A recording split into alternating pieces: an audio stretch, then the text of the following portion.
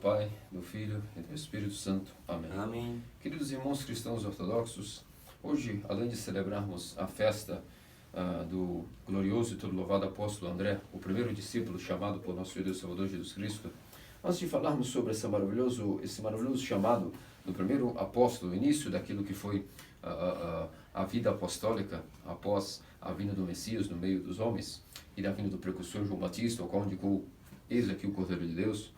Quero vos dizer antecipadamente algumas palavras sobre o Evangelho de hoje, o Evangelho do jovem rico. No Evangelho do jovem rico, nós vimos que um certo jovem, de bastante proeminência na Escritura, apareceu diante de nosso Senhor Jesus Cristo e perguntou a seguinte questão: bom mestre, que devo fazer para herdar a vida eterna? Uma pergunta digna de todo louvor para uma pessoa jovem, alguém que pergunte em que consiste a vida eterna, uma pergunta muito sábia. Afinal de contas, toda a nossa vida se resume ao como será a obtenção da vida eterna. Afinal de contas, essa vida acaba para todos nós morreremos, e a única coisa que importará é a tal vida eterna. E esse jovem, ainda que era rico, possuía certo interesse, certa sabedoria, e perguntou ao Senhor: Rabi, bom mestre, que devo fazer para dar a vida eterna? E aqui, a princípio, nosso Senhor diz: por que me chamas de bom? Só Deus é bom. E esse interpolar de nosso Senhor a respeito de como foi chamado por esse jovem rico, bom mestre, a princípio nos causa uma dúvida, uma confusão, como se o Senhor não aceitasse essa confissão dele, dizendo que bom mestre, e diz: só Deus é bom. São Quirilo de Alexandria, em suas homilias para esse evangelho de hoje, nos explica que não devemos confundir que nosso Senhor estava rechaçando a confissão de fé deste homem. É que esse homem não tinha confissão de fé alguma. Quando ele diz bom mestre, ele está referindo ao Senhor não como a confissão de Tomé, meu Senhor e meu Deus.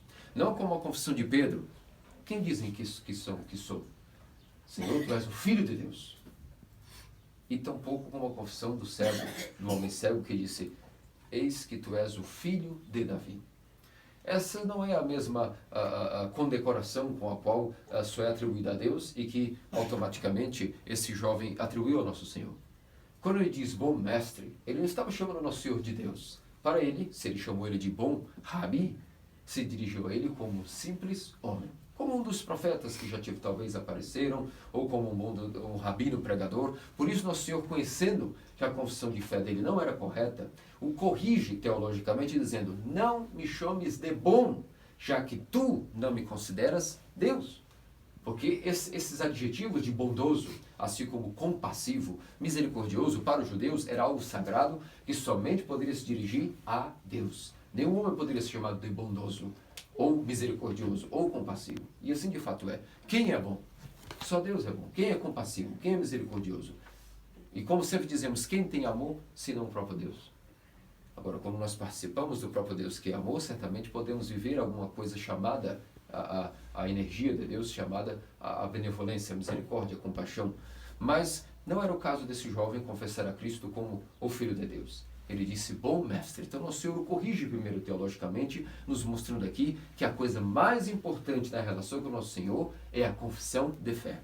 Se o confessamos como Filho de Deus de maneira inclusive correta, com o dogma do Theanthropos, Deus e homem a uma vez. Se não temos confissão de fé correta, nosso Senhor não adiantará conosco nenhum tipo de outra relação. Ou seja, ortodoxia. A ortodoxia confessa no Senhor tal como Ele é. Deus e uma vez, e todas as características de nosso Senhor, qual no objetivo não é o Evangelho de hoje descrever aqui qual é a verdadeira eclesiologia da Igreja Ortodoxa, a Igreja que é uma Santa Católica Apostólica. Pois bem, então nosso Senhor corrigindo, dizendo que, veja, se queres me chamar de bom, tens que primeiro me reconhecer como Deus. Porque só Deus é bom. Tal como Tomé reconheceu meu Senhor e meu Deus. Tal como o homem cego disse: tu és o filho de Davi. Filho de Davi, isso se refere àquele que seria o Messias. Não era filho de Davi, não se referia a Salomão ou alguns outros filhos de Davi. Se referia ao filho de Davi, o filho de Davi, se referia ao Messias. Da mesma maneira, também quando o próprio Pedro se dirigiu: quem tu dizes que sou? Alguns dizem que sou Elias, João Batista, e tu? Quem diz que sou? Simão, filho de Jonas. Tu és o Filho de Deus. Por isso, nosso Senhor eleva o entendimento do jovem interessado em uma boa pergunta. Antes de responder a pergunta, o admoesta. Primeiro, corrige a tua teologia. Ou seja, como deixa subentendido: se me consideras apenas um rabi, não me vinhas com elogios, que só se deve para Deus. Depois nosso Senhor então prossegue ao responder a pergunta dele, dizendo, bom, que dizem os mandamentos? Tu conheces a lei? Que diz os mandamentos? Ele disse, bom Senhor, os mandamentos dizem, amarás o Senhor Deus sobre todas as coisas, não roubarás, não cometerás adultério, não darás falso testemunho, honra teu pai e tua mãe. E disse, pois bem, então cumpre isso e terás a vida eterna. E aqui nosso Senhor nos ensina que os mandamentos não são um código moral, não são regras que nós cumprimos, não são um código legalista, como muitas vezes achamos que os mandamentos é algo que vai elevar a nossa moral. Negativo. O princípio número 1 dos mandamentos é, Senhor, o que devo fazer para dar a vida eterna? E foi dito, cumpre os mandamentos. E ele disse, cumpro isso desde minha juventude.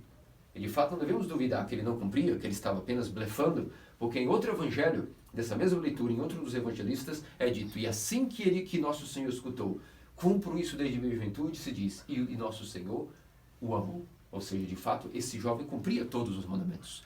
Ele não estava blefando nem se auto-elogiando. Ele disse, eu cumpro isso desde minha juventude. E de fato estávamos aí diante de uma pessoa que cumpria os mandamentos, de fato, desde a juventude. O que nosso Senhor quer nos dizer com isso? Que os seus mandamentos não são regras a se seguir, não são um código moral.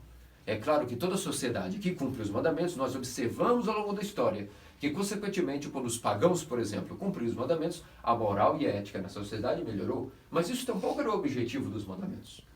Os mandamentos são místicos. Dentro dos mandamentos jaz vida. E esse era o entendimento judaico primitivo desde Moisés, assim como é também o entendimento cristão ortodoxo. Os mandamentos são vida. Há um mistério quando nós cumprimos os mandamentos, que o objetivo não é nos tornar pessoas melhores, pessoas éticas ou elevadas moralmente. Isso é uma consequência secundária. O objetivo dos mandamentos é que eles são místicos. Há vida neles. São Máximo Confessor nos ensina que os mandamentos de Nosso Senhor têm tal poder que quando nós cumprimos os mandamentos, encontramos Cristo nos mandamentos.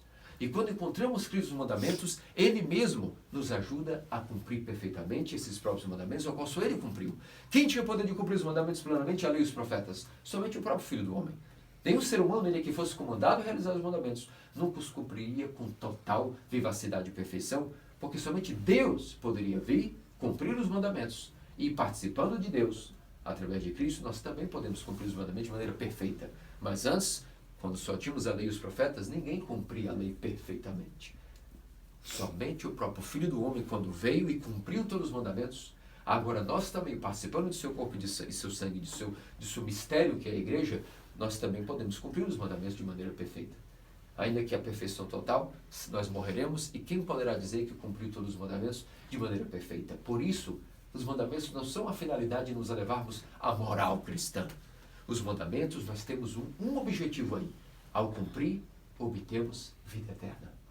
Há uma energia, um poder escondido nos mandamentos, que quando praticamos eles, então vamos experimentar um tal mistério de que a vida eterna está escondida e de que encontramos Cristo nos mandamentos. São Máximo Confessor diz, Nosso Senhor mora, Nosso Senhor habita nos mandamentos. E quando cumprimos, encontramos Nosso Senhor também nos mandamentos. E dali obtemos energia, força e vida eterna.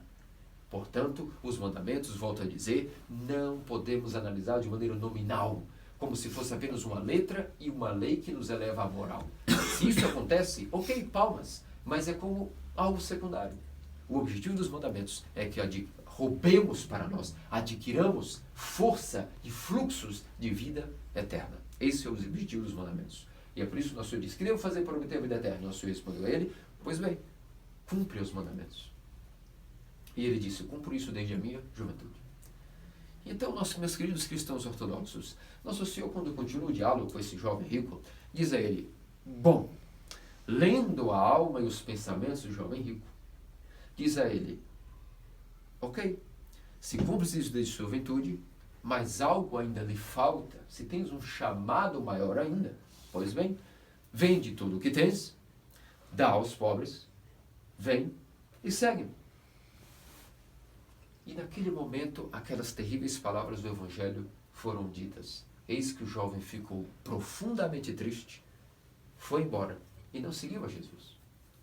Queridos amados cristãos ortodoxos, aqui jaz para nós um mistério que temos nesse momento uma grande graça de estarmos na Igreja Ortodoxa, escutando as explicações de nossos santos padres, que nos admoestam a respeito de por que será que o jovem rico de fato cumpria todos os mandamentos, mas de repente não teve mais força de continuar. Ele paralisou, e não só paralisou, ele regrediu a sua vida espiritual. Quando dele foi chamado algo que ele de fato queria, ele perguntou: o que devo fazer para dar a vida eterna? Cumpre os mandamentos.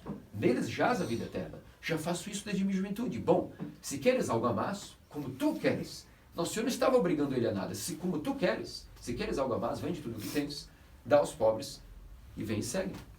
E naquele momento ele se entristeceu ao ver que o seu desejo foi revelado a ele mesmo e o Senhor deu a ele a capacidade de cumprir o desejo do seu coração. Como pode ser explicado que ao ter o desejo de seu coração revelado, ele não progrediu e avançou, mas naquele momento ele não só paralisou a vida espiritual, como regrediu e deu as costas ao nosso Senhor. E nosso Senhor, então, portanto, concluiu dizendo a todos: está vendo? É mais fácil que um camelo entre por um buraco de uma agulha do que um rico entrar no reino dos céus. Mas aquilo que é impossível para o homem é possível para Deus. Qual é a explicação disso, queridos irmãos cristãos ortodoxos? Nosso Senhor Deus Salvador Jesus Cristo aqui quer nos explicar qual é a maneira correta e a maneira não correta de seguir os mandamentos.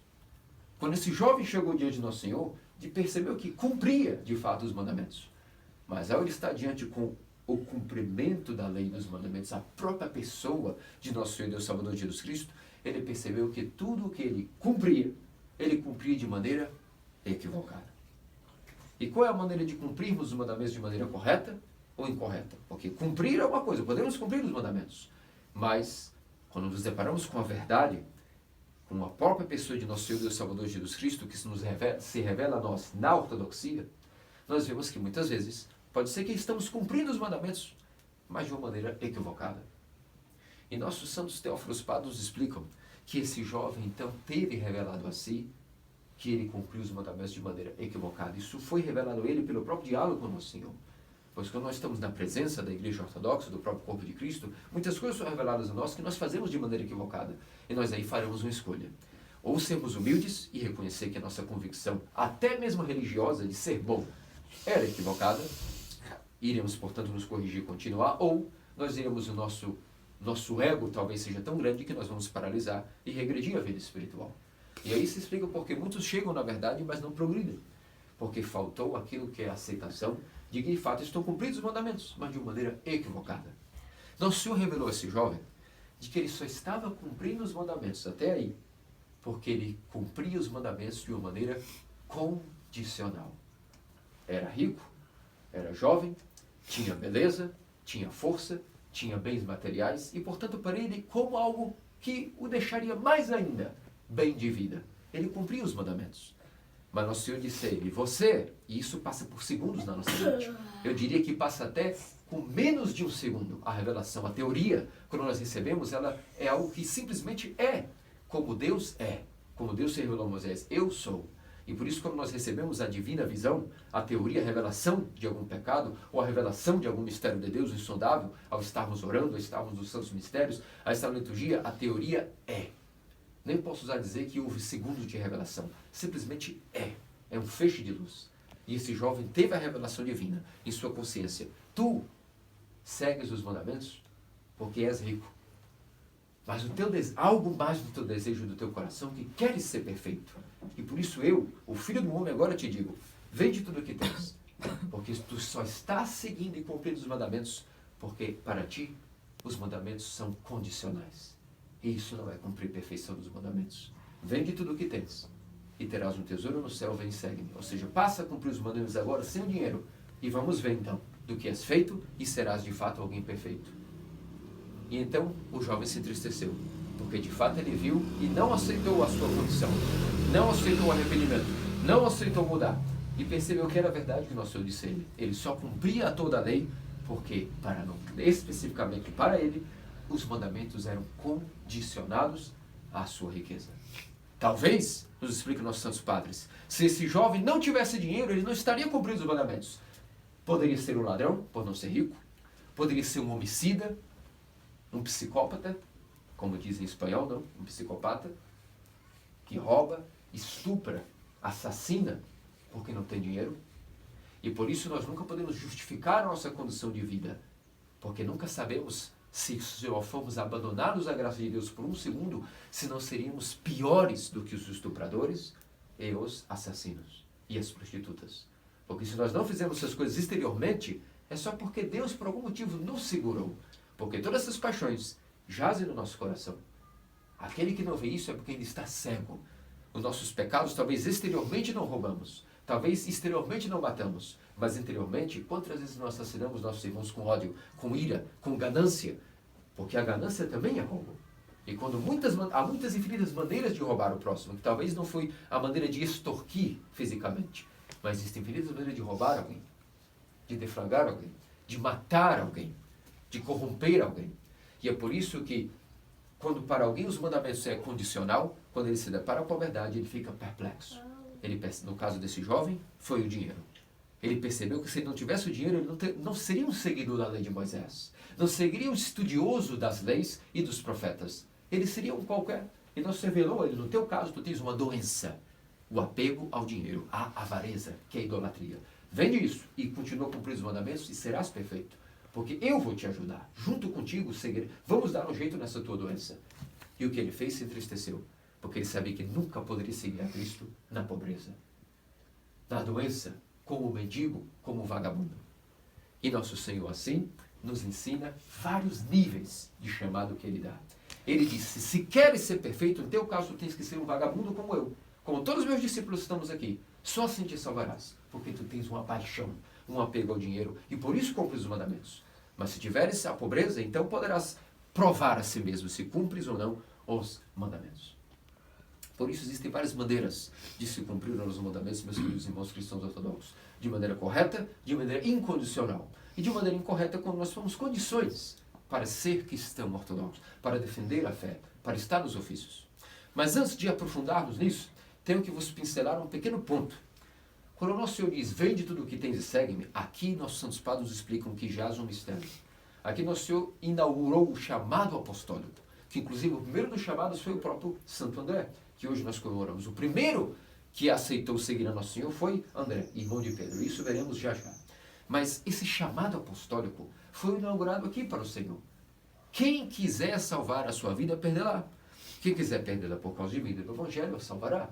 Vende tudo o que tens, dá aos pobres e segue-me. Aqui Nosso Senhor inaugura um chamado, o chamado apostólico. Qual é o chamado apostólico atualizado nos dias atuais? Onde se vende tudo e segue o Senhor. Isso nossos queridos santos padres nos ensinam, que chama-se o chamado apostólico monástico.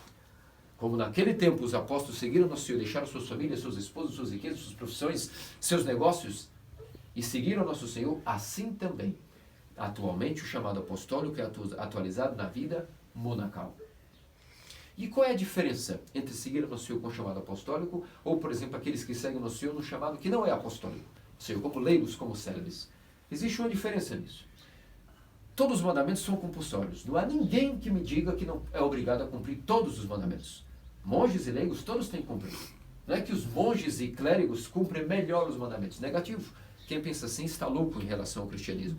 Os mandamentos são para monges e leigos. O Abba Doroteu de Gaza, em suas homilias, nos explica bem que Deus deu os mandamentos misticamente para leigos e monges, ambos cumprirem todos à risca. Mas o chamado apostólico inaugurou um novo tipo de chamamento. O chamamento de, além do que é compulsório e obrigatório dos mandamentos, que coisas que são lícitas também, nós vamos oferecer ao nosso Senhor se esse chamado bater na nossa porta. Por exemplo, é pecado ter mulher e ter filhos? Claro que não.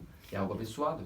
Mas quando o chamado apostólico fisga nosso coração, nós não podemos resistir. E abandonamos até o que é permitido. Mulheres, filhos em nossas casas e nos recolhemos a Deus como monges. Nossas profissões, nossos negócios, nosso nome, até o nosso nome abandonamos e trocamos de nome quando somos chamados para a vida monacal. Por isso são coisas que são permitidas e lícitas, mas para que cumpramos mais livremente os mandamentos, abdicamos de coisas permitidas, ou seja, participamos do chamado apostólico, vende tudo o que tens, dá aos pobres e segue-me. Não que o dinheiro em si é pecado. O dinheiro depende de como usamos. Isso aí pode virar um pecado. Mas o dinheiro em si não é nem bom e nem mal. A família, os negócios também não são nem bons e nem maus. São coisas lícitas. Mas o chamado apostólico foi inaugurado por Nosso Senhor. E até aquilo que é lícito, nós fomos chamados a abandonar, caso sejamos fisgados no coração pelo chamado apostólico, que é atualizado nos dias de hoje pelo apostolado monacal. E nos dias de hoje, esse é o que é o chamado apostólico. Nos dias de hoje não existem apóstolos como antigamente. Mentira, claro que existem. Nossos santos monges são apóstolos, que abandonaram tudo e seguiram nosso Senhor no chamado apostólico, deixando para trás até aquilo que é permitido a eles, que não era pecado, não era nada. Ou seja, além dos mandamentos, oferecem como tributo a Deus algo mais, algo até que é livre e permitido ter. Para que possam cumprir os mandamentos de maneira mais livre, passam, portanto, a abandonarem até coisas permissíveis. Entretanto, para nós que ainda continuamos no mundo, eu como homem casado, vocês como casados, solteiros, outros célibes, como nós cumprimos à risca os mandamentos? Os monges com o chamado apostólico, dando algo a mais até daquilo que é obrigatório.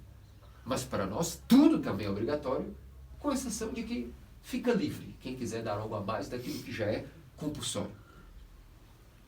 Nós participamos do chamado apostólico número 1, através da prática da esmola. Quando nós separamos toda a nossa renda da seguinte maneira. Por exemplo, se o meu salário hoje fiz R$1.000, por exemplo, com a minha agricultura, automaticamente, se sou fiel ao nosso Senhor, tenho que fingir que, por exemplo, não ganhei R$1.000, ganhei 800. Esses 200 tenho que fingir que nem são meus e secretamente entregar aos pobres e à igreja. E que ninguém saiba disso. Se um certo dia, por acaso, apliquei minhas ações e ganhei $1 bilhão, devo fingir que não. Ficarei só apenas com 500 milhões. Esses 500 milhões eu vou dar para a igreja e para os pobres. Se nesse dia alguém me deu uma esmola e eu ganhei R$50, separo 25 para mim. E outros 25 eu dou para os pobres e para a igreja. É aí que nós, no mundo, participamos do chamado apostólico. E isso, para nós, queridos irmãos, tampouco é algo facultativo, opcional. É obrigatório. Ainda que tenhamos 2 moedas de prata.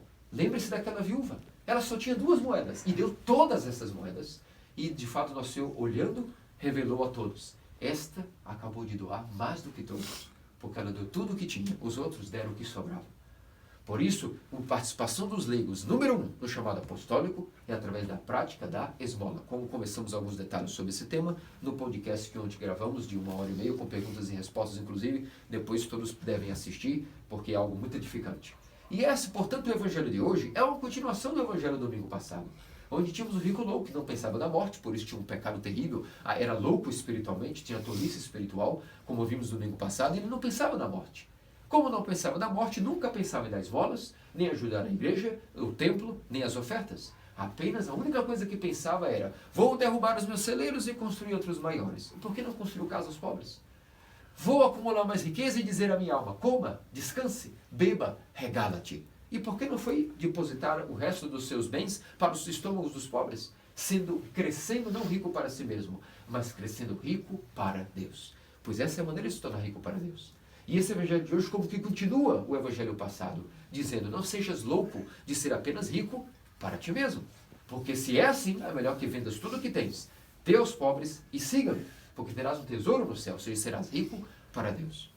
Mas, queridos irmãos cristãos ortodoxos, maravilhosa explicação de nossos pais para o evangelho de hoje, que continua a explicação da seguinte maneira. Depois que já falamos da esmola, falamos agora de como cumprir na perfeição no mundo os mandamentos. Os monges, já vos disse, além daquilo que é permitido, dão algo a mais daquilo que não é permitido viver, eles vivem até mesmo um tributo essencial a Deus. Mas nós, no mundo, temos que aprender, como nos ensinam os santos padres, que a maneira como eu dizia, de cumprir os mandamentos, pode ser dupla. E só uma delas é correta. Se cumprir os mandamentos de maneira condicional, significa que só cumprimos os mandamentos, só vamos ao templo, só queremos comungar e confessar, adorar a Deus, fazer os jejuns, as prostrações, dar o dízimo, dar as esmolas, se nós estamos afortunados, ricos, jovens, com saúde. Se não temos dor, então dizemos: para mim é bom cumprir os mandamentos e ser um cristão. É bom seguir o evangelho e a lei. Mas e quando nós estamos doentes? Quando nós estamos pobres? Quando nossa carreira não é sucesso? Porque esqueçam, Deus às vezes escolhe que alguém nunca seja sucedido na vida em carreiras. E isso também faz parte do evangelho. Alguns serão perdedores. E se alguém nunca vos disse isso, eu mesmo estou dizendo como um clérigo da Igreja Ortodoxa, para vos aliviar de um sofrimento, para que não percam vossas vidas pensando em sucesso. Alguns Deus elevará e ninguém poderá tocar nesta alma como sucesso. Será imbatível, será um talento. Mas outros, Deus escolherá para serem perdedores. E o que nós vamos fazer? Dizer nesse momento, eu não cumpro mais os mandamentos, porque eu percebo que na minha vida, tudo que eu começo não termina e tudo dá errado. Então não sirvo para ser cristão também? Claro que não. Percebem como pode ser seríssimo a maneira como nos encaramos os mandamentos? Se nós não tivermos saúde, por exemplo, tivermos o câncer, então não iremos mais à igreja, não iremos mais e vamos apostatar da fé? Claro que não. Mas existem pessoas que são assim. Elas só querem serem felizes em cumprir os mandamentos quando possuem condições para isso. Ou seja, impuseram condições para serem fiéis a Deus. Vejam que loucura. E outros, portanto, quando estão na tristeza, não querem orar. Estou muito triste para orar. Mas quando estamos tristes, não deveria ser o momento de cantar louvores ao Senhor? Quando estamos em depressão, não seria a maneira maior de correr à igreja? Ver outras pessoas, porque quando estamos na igreja, não há como espaço para depressão. Porque no mínimo, estamos vendo a cara dos nossos irmãos que nos amam, que olham para nós como se estivessem olhando Cristo. E nós olhamos a eles como se estivessem olhando ao Cristo. E há uma troca de amor imbatível. Existe algum consultório de psicologia melhor do que a própria igreja, do que a própria assembleia, como estamos aqui reunidos? Eis que o Senhor disse ao meu Senhor, senta-te que botarei teus inimigos como estrado de teus pés. E eis que Deus se senta na Assembleia de Deuses. Quem são essa Assembleia de Deuses?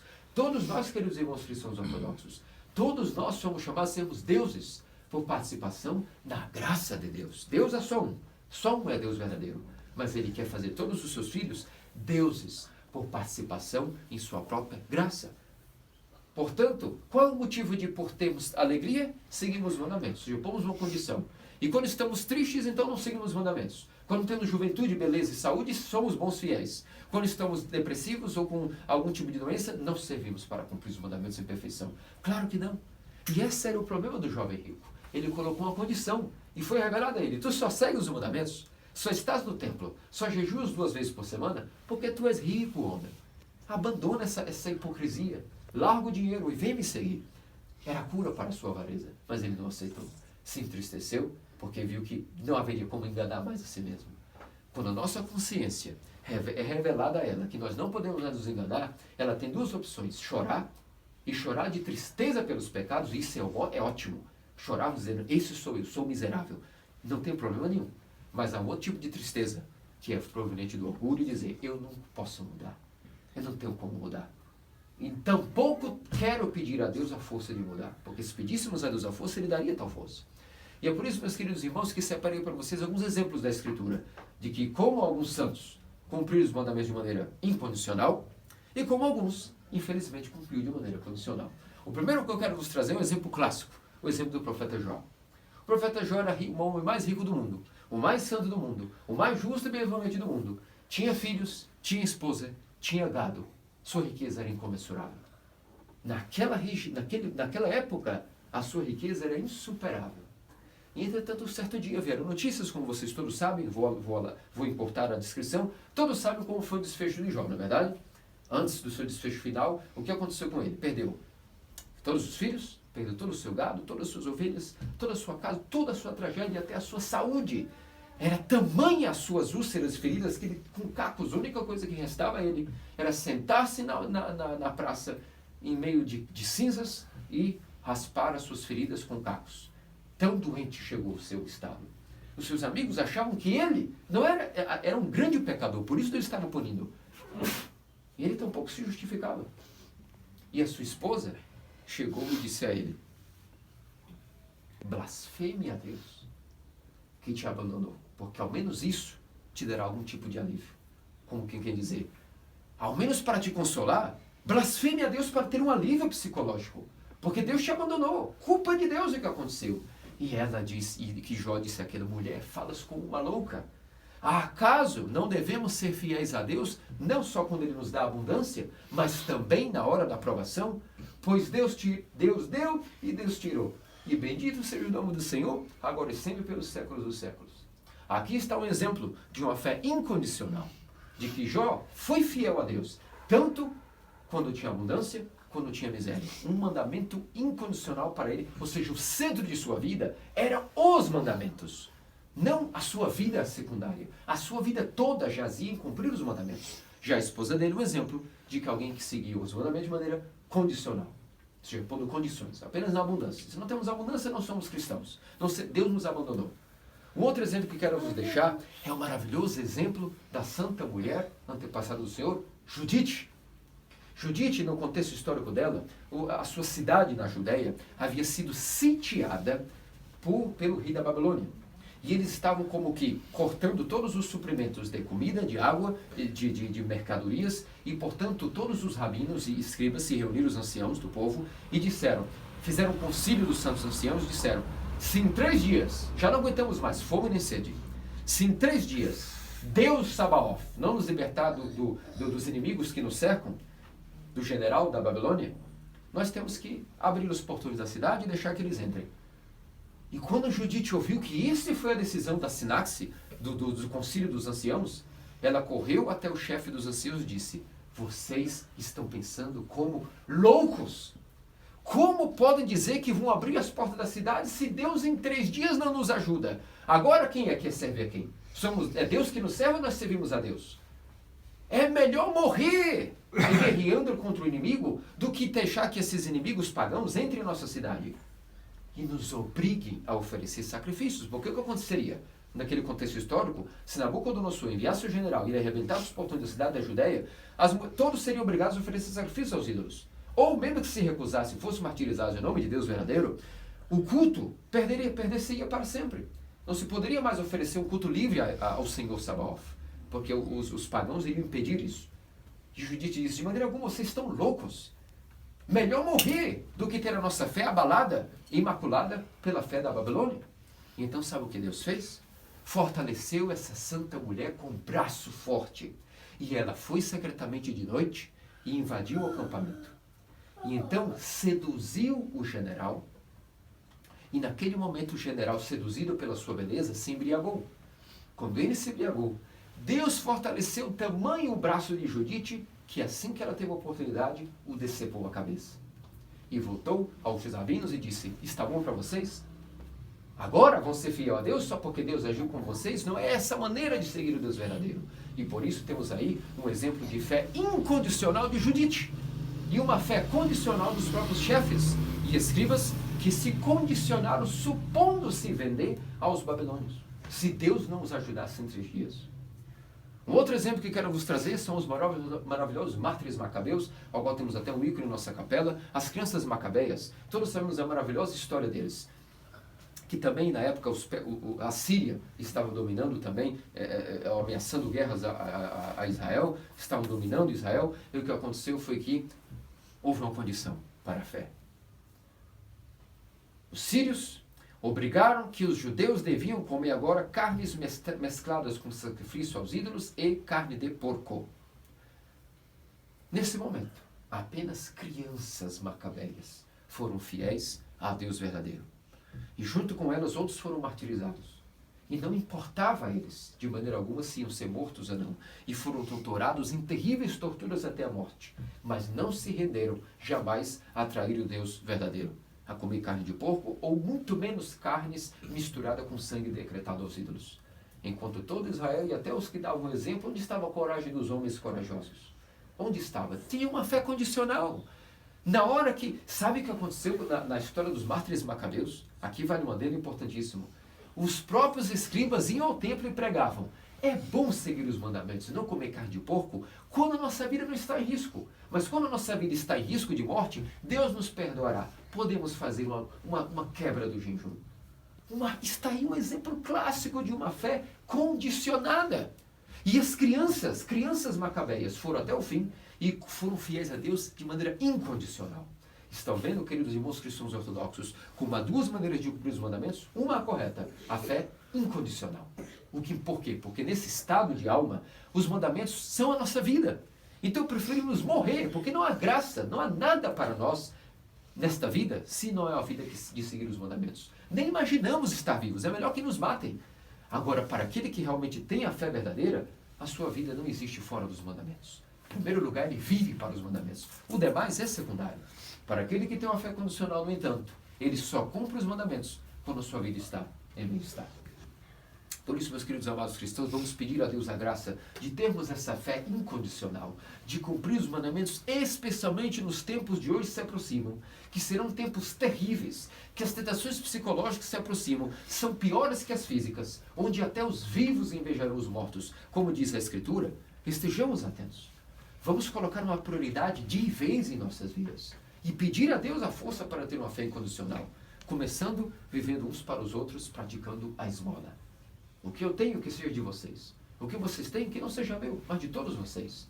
E que todos nós sobrevivamos juntos, porque os tempos vão bater duramente. E quem não estiver aliado à Santa Igreja, num único só coração da sua mente, vai perecer. Porque quando um acampamento é atacado, só sobrevive quem está junto num lugar elevado e protegido, que tem vantagem contra o inimigo. Porque quando o inimigo está vindo da montanha, ele tem vantagem superior. Aqueles que estão distraídos na planície, em orgias, em comedeiras e bebeiras, vão ser completamente os primeiros, vão ser mortos pelo inimigo. E o inimigo, me refiro, você sabe muito aqui, a todo o filho da perdição que vem vindo com seu exército e seus reis para dominar o mundo e instaurar a nova ordem mundial. Portanto, meus queridos amados cristãos, temos um exemplo magnânimo de como seguir a Cristo. Tanto na vida monacal, o chamado apostólico, foi inaugurado para aqueles que querem dar algo até mais do que é obrigado, o chamado apostólico. Todos vocês, se alguém tiver esse chamado, não percam tempo. Se há dentro de seus corações esse chamado, abandonem o mundo e sigam logo a Deus enquanto há tempo. Agora, quanto a nós que somos pessoas que oferecemos apenas o que nos é obrigado, vamos oferecer então um mandamento incondicional a Deus. Que os mandamentos sejam o centro de nossa vida. E como exemplo de hoje, nada melhor do que Santo André, o primeiro chamado. Santo André era discípulo de São João Batista, assim como João Teólogo e muitos outros como Pedro. Só que quando Nosso Senhor, após o batismo, passou 40 anos no deserto e iniciou sua caminhada, André foi o primeiro que Nosso Senhor apontou o dedo e disse, segue-me. E André imediatamente seguiu o Nosso Senhor e Deus Salvador Jesus Cristo. Depois ele correu e chamou seu irmão, Simão Pedro. Portanto, temos aqui o primeiro dado. André era irmão de Keifas, o proeminente dos apóstolos. Mas André foi chamado primeiro que Pedro, primeiro que qualquer um. Inaugurou-se o chamado monástico e apostólico André. De sua vida, a tradição da igreja tem muitas coisas, sua própria biografia, mas a tradição da igreja nos dá alguns detalhes especiais sobre a vida de Santo André. Vou resumir aqui em alguns pequenos dados importantíssimos para vocês. Primeiramente, nós temos aqui, por exemplo, no meio de nós, um espanhol. E sabem que, certa vez, no Império Espanhol, havia também a própria cruz de Santo André como emblema do Império Espanhol? Isso está conectado diretamente também com os Estados Unidos. Sabia que nos Estados Unidos existe um estado chamado Estado da Flórida. E o Estado da Flórida, quando ele não era integrado nos próprios Estados Unidos, o Estado da Flórida possuía aquilo que era estava sobre o reino espanhol. Muito bem. Quando o Estado da Flórida estava sob o Império Espanhol, ele possuía a bandeira espanhola jazendo sobre o seu domínio. Só que até hoje, mesmo quando a Flórida foi incorporada aos Estados Unidos, até hoje a bandeira do Estado da Flórida tem a cruz de Santo André. Além disso, a Escócia sempre vê não só no Oriente, como Santo André passou e evangelizou a região do Cáucaso, como veremos, mas até mesmo os escoceses no Ocidente, para darmos outro exemplo, até hoje os escoceses possuem grande veneração por Santo André, porque de fato a bandeira escocesa sempre possuiu a cruz em diagonal, a cruz em X. E portanto Santo André é um santo amado por muitas nações cristãs. Na sua biografia nós temos que ele foi o primeiro chamado, era o irmão de Pedro. Após a ressurreição do Senhor, ele foi o primeiro pregar no Oriente. E sabe até onde chegou a pregação de Santo André? Até mesmo naquilo que antigamente era a região da Sítia, o que hoje é a Crimeia, ou seja, os eslavos e a região de Kiev. E quando Santo André chegou até aquele extremo Oriente, que hoje comporta aqui a região da Ucrânia e da Rússia, ele habitava em cavernas naquelas montanhas, e olhava e tinha visões e profetizava. Um dia, todos esses picos de montanhas estarão repletos de igreja e de pessoas que servirão ao Deus verdadeiro. Isso se cumpriu. Temos a Lavra de Kiev, temos inúmeras igrejas russas em todas as colinas, por toda a região da Crimeia e depois por toda aquela que era Santa Rússia. Depois de pregar na Sítia, que era a região, hoje é a região da Crimeia, a antiga Sítia, Santo André voltou e pregou na região que era chamada Bizâncio, que depois ainda não havia ainda Constantinopla construída, mas ainda a região dos bizantinos, e pregou toda aquela região, pregou aos ibérios, que eram os georgianos, pregou aos armênios, pregou a todos os caucasianos, e depois encerrou a sua pregação na Grécia, na região de Patros. E ali ele encerrou sua vida e teve o seu martírio. Quando o governador da cidade se invocou com Santo André, ele obviamente decidiu, não vou alargar a vida aqui, porque o sermão ficará por demais exageradamente largo, se eu for dar os detalhes todos da vida de Santo André. Então, naquele momento, quando chegou o momento de seu martírio na ilha de Patros, após cometer as pessoas daquela cidade, Santo André não se sentiu digno de ser crucificado como o próprio Senhor. E ele pediu que fosse crucificado de maneira diagonal. Só que o governador, Aegiatos, era o nome do governador, estava tão enfurecido com Santo André, que disse, nós não vamos crucificá-lo, porque se nós não vamos, perfurá-lo na cruz, porque se nós perfuramos na cruz, ele morrerá mais rápido. Nós vamos amarrar os seus pés e mãos na cruz em forma de X, porque ele demorará muitos dias a morrer crucificado. E assim foi. Santo André sofreu 2 dias seguidos crucificado. E assim glorificou o Senhor e entregou o seu espírito. Porque não quiseram perfurar a sua mão e seus pés com os cravos para que ele não morresse rápido, para que ele pudesse ter mais torturas e mais sofrimento. Enquanto ele estava na cruz, ele orava e glorificava a Deus, convertia mais pessoas com sua pregação e mais milagres ocorreram. Queridos irmãos cristãos ortodoxos, temos alguma curiosidade a mais a respeito de Santo André? Por exemplo, quem era mais velho, André ou Pedro? Esse dado nós não temos da biografia dele. Somente a santa tradição da igreja pode nos ensinar. E que maravilhoso é a santa tradição que nos deixa detalhes, que como uma abelha, se quisermos, podemos ir pegar o néctar e o mel, para sabermos quem era o mais velho, André ou Pedro. Se diz que entre os apóstolos, Pedro era o mais velho. Não é esse o boato que corre por aí? Que Pedro era o mais velho entre os apóstolos? Negativo. André era mais velho que Pedro. E por isso mesmo foi o primeiro chamado. Assim Deus quis dignificar Santo André. Ainda que o chefe dos apóstolos tornou-se Pedro, e Paulo, os príncipes, André era o mais velho entre eles. E André foi chamado, depois Cristo ressuscitou, foi ao Oriente, pregou aos eslavos, pregou aos gregos. Nossa sucessão apostólica vem de gregos e eslavos, portanto comemoramos ele com grande alegria. Mas ele nos ensina mais uma coisa. Certa vez, como vos disse, a igreja de Ibéria, ou seja, a igreja dos georgianos, também recebeu a sucessão, como todos os eslavos, por via de Santo André, que havia pregado naquela região. Pois bem, certa vez a igreja da Geórgia estava completamente avassalada por uma mau eclesiologia.